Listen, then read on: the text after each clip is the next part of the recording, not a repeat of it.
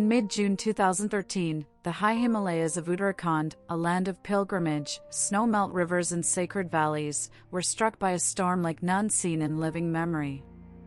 On June 16th to 17th, the skies opened with unprecedented rainfall.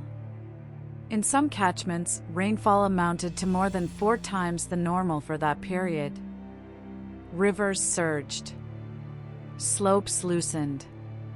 The sacred valleys that pilgrims and tourists wandered turned into death traps.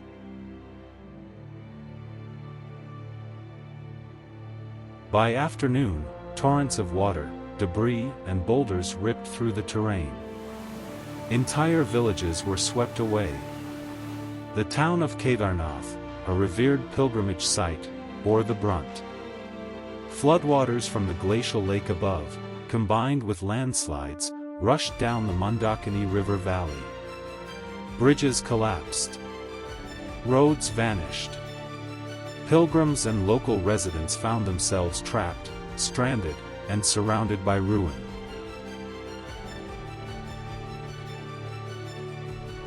The numbers are grim.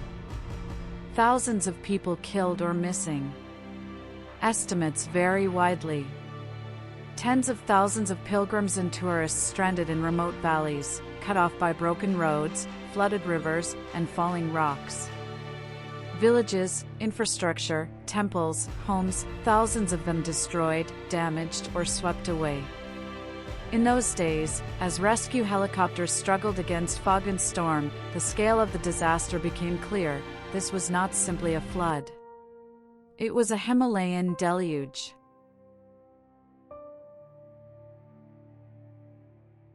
The Indian Army, Air Force, National Disaster Response Force, Indo-Tibetan Border Police and others mobilized in the largest high-altitude relief operation the region had seen. Helicopters dropped food and blankets. Soldiers climbed broken terrain. Local residents and volunteers guided stranded people out of the wilderness.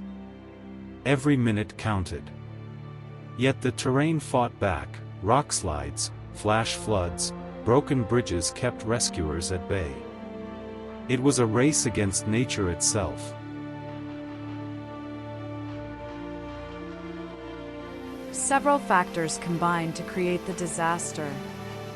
Extremely heavy rainfall and rapid snow or glacier melt in high-altitude zones.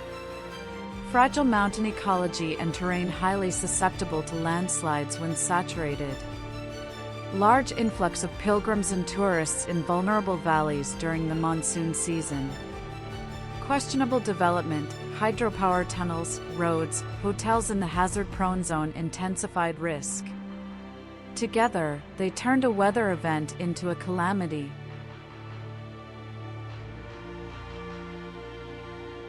In the wreckage and silence came reflection.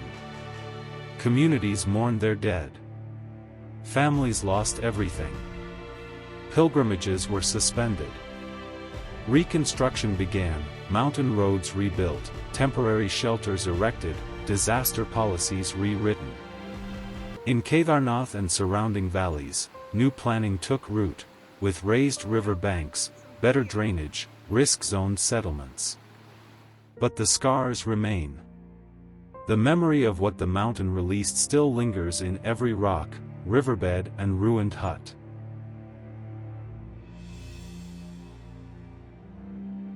This disaster teaches us.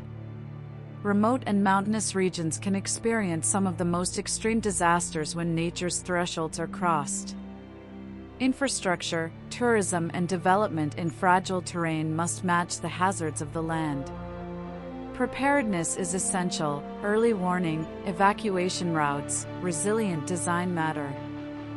Human humility before nature cannot be substituted by technological hubris.